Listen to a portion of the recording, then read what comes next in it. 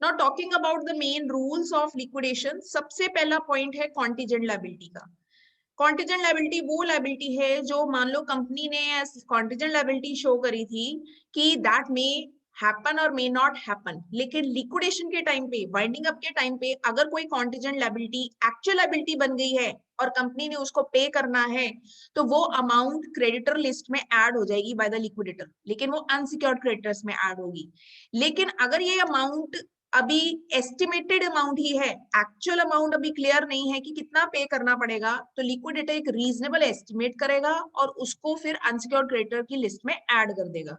Second rule है set of का। Set of का रूल ये कहता है कि कंपनी के साथ जो भी कोई पर्सन डील कर रहा है, कंपनी और any person with each other, वो सेट ऑफ क्लेम कर सकते हैं कि कंपनी ने इस पर्सन के लेट्स सपोज 50,000 देने थे, इस पर्सन ने कंपनी के 50,000 देने थे, तो दोनों ने आपस में सेटलमेंट कर ली कि कोई भी किसी को कुछ नहीं देगा क्योंकि मैटर सेट ऑफ हो गया। लेकिन एक शेयर होल्डर के केस में सेट ऑफ क्लेम नहीं हो सकता। शेयर होल्डर ने मान लो कंपनी के 10 रुपए के शेयर खरीदे थे और अभी उसके पेड अप वैल्यू ₹10 है, तो रूल ये कहता है कि पहले ये जो बैलेंस का ₹3 है ये शेयर होल्डर पे करेगा, ये शेयर्स को फुली पेड अप बनाया जाएगा, उसके बाद इन शेयर होल्डर्स को क्रेडिटर की लिस्ट में डाला जाएगा एज पर देयर रैंक, यानी पेरी पासू रूल के हिसाब से क्रेडिटर्स को पेमेंट होती है। थर्ड रूल है टाइम बार डेब्ट का। डेब्ट जिनको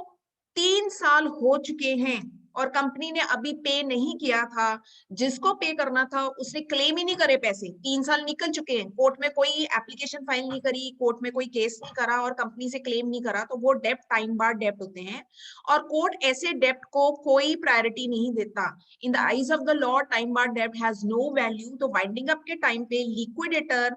लाइबिलिटी की लिस्ट में ये टाइम बार डेप्ट इंक्लूड नहीं करेगा। सिर्फ वही डेप्ट इंक्लूड किए जाएंगे जो at the date of winding up actually due थे। हाँ, वाइंडिंग ऑर्डर के बाद में अगर वो टाइम बार्ड हो जाते हैं तो वो एक सेपरेट इशू है, लेकिन वो लिस्ट में ऑलरेडी ऐड हो चुके हैं। लेकिन जो ऑलरेडी टाइम बार्ड हैं पहले से ही, date of winding up order से पहले से ही टाइम बार्ड डेट है,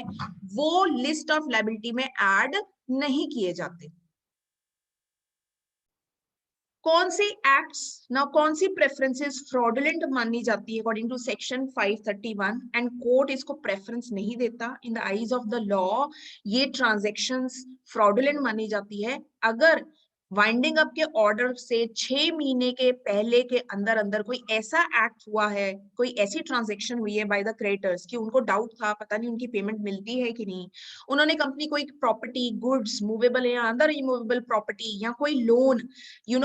सेट ऑफ कर लिया या कोई प्रॉपर्टी अपने नाम पे ट्रांसफर कर ली या गुड्स ट्रांसफर करवा लिए ताकि वो अपनी जो क्रेडिटर्स की पेमेंट है वो सेटल कर सके। तो ऐसी कोई भी ट्रांजेक्शन हुई है with in 6 months of commencement of winding up, before the 6 months of winding up commencement, वो ट्रांजेक्शंस फ्रॉडुलेंट मानी जाएगी क्योंकि क्रेडिटर को पिक्चर पहले ही क्लियर हो गई थी कि ये कंपनी बंद होने वाली है। ऐसी सिचुएशन में ये सारी ट्रांजैक्शंस इनवैलिड मानी जाती है।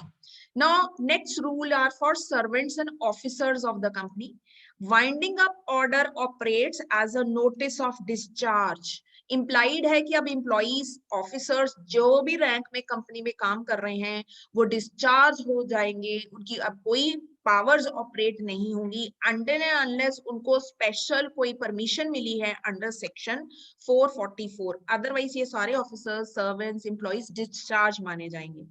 नेक्स्ट प्रोसीडिंग्स के क्या रूल हैं? After the winding up petition presented, the court may stay all the proceedings against the company. Stay means stay order pass हो जाता है कि कंपनी के अगेंस्ट अगर कोई भी मैटर पहले से ही कोई कोर्ट में चल रहा है वो स्टे हो जाएगा, यानी वो सारे मैटर्स खत्म नहीं होंगे, उनपे भी कोर्ट जो है वो डिसीजन लेगी, बट टिल द टाइम ये वाइंडिंग अप की पेटिशन चल रही है ये सारी प्रोसीडिंग्स ऑन होल्ड मानी जाएंगी, ऑन स्टे मानी जाएंगी। Next is all the cost, charges, expenses of liquidation are payable out of the assets of the company. ये कोर्ट खर्चा नहीं उठाएगी लिक्विडेशन का, कोई भी खर्चा नहीं उठाएगा लिक्विडेशन का, सिर्फ और सिर्फ कंपनी के एसेट्स में से ये खर्चा निकाला जाएगा सबसे पहले। प्रायर मीन सबसे पहले,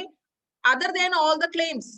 यानी सबसे पहले ये चीज पे की जाती है, उसके बाद secured creditors, unsecured creditors, preference share holders and debenture holders की लिस्ट बनाई जाती है. So when the liquidation has started, ये जो 7 पॉइंट्स हैं, these are the rules that need to be followed about contingent liability, set off, time bar debt, fraudulent preferences, officers, proceedings, and cost of liquidation.